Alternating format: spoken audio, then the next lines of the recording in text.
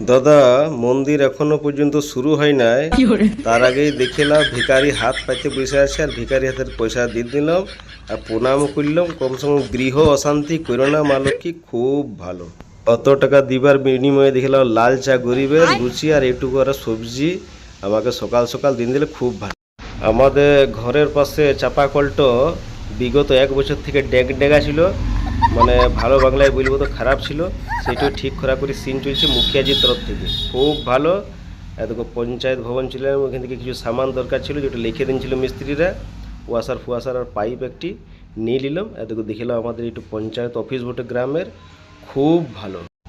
Finally চাপা কলটো ঠিক হয়ে গেছে। দেখো হেঁচকাই দেখে নিলাম, জল বেরাইছে, এখনও তো ভালো জল বেরাইছে না, মোটামুটি বললে 24 ঘন্টার মধ্যে ভালো জল চলে আসবে, খুব ভালো। আমার ছবিটাও দেখে এলাম, অনেকদিন দেখো নাই তোমরা।